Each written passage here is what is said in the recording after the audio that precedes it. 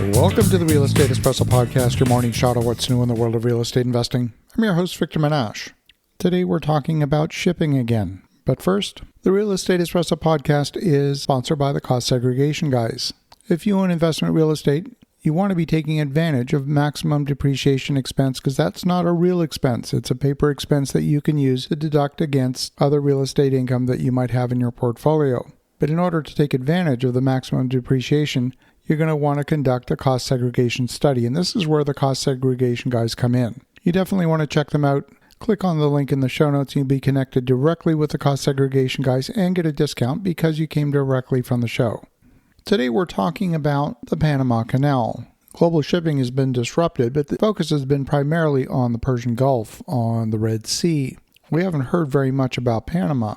The last time we heard about the Panama Canal was when the canal was experiencing low water, and they immediately assumed the result is going to be fewer ships passing through each day. At the moment, that's not the principal restriction. The more immediate constraint would be draft. Draft is the distance between the waterline and the bottom of the ship. The heavier the cargo, the deeper the vessel sits in the water. When the water level falls, the canal cannot safely accommodate ships that are drawing as much water. So the canal may still allow the same number of vessels to transit, but each vessel may have to carry less cargo.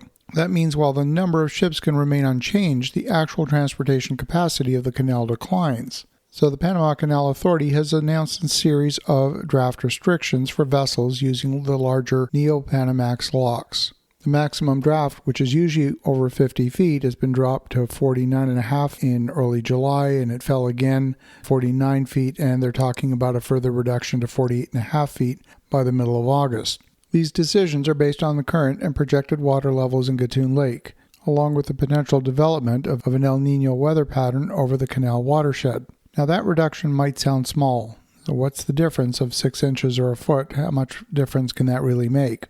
Well, on a large container ship, it can make a meaningful difference. We're talking about having to leave hundreds of containers behind and reduce the amount of fuel or commodities it can carry. They may have to transfer cargo to another ship. In some cases, the cargo might have to be moved across Panama by rail and reloaded on the other side, and none of those solutions are free. A ship carrying less cargo still has the same cost. It requires a crew, still burns fuel, it pays the same toll, and it consumes a valuable booking slot. So the cost is simply distributed over fewer containers or fewer tons of cargo. That increases the cost per unit. But that's not the only problem. Ships that are flagged with a Panamanian flag are being held up in China at the moment. This is in retaliation for the forced removal of the Chinese operator for the container ports on both sides of the canal. So far, 148 Panamanian flagged ships have been detained for mandatory safety inspections in China. That too is causing delays for international shipping. So shipping is already being disrupted in two different ways involving Panama right now. One is a reduction in capacity in the Panama Canal, and then of course the second is a lot of these ships are in fact being detained. Now of course there's a second order effect. Shipping companies don't wait until conditions become critical before changing their plans. They examine the weather forecast, the projections of the levels in the lake, various canal advisories, fuel prices, booking availability, and alternative routes. Some operators may elect to reduce cargo in advance.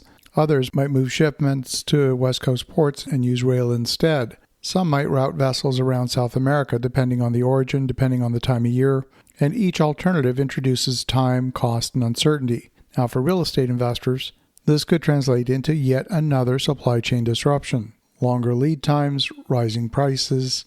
Now the risk is not necessarily that one particular shipment gets stranded in the canal. The larger risk is cumulative. There's a little bit less capacity here, a little longer delivery time over there, higher freight costs somewhere else, and these all start to add up. This is not something that's getting a ton of airplay right now, certainly not in the mainstream media, but one of the many risks that we as real estate investors and as real estate developers need to be paying attention to as you think about that. Have an awesome rest of your day. Go make some great things happen. And we'll talk to you again tomorrow.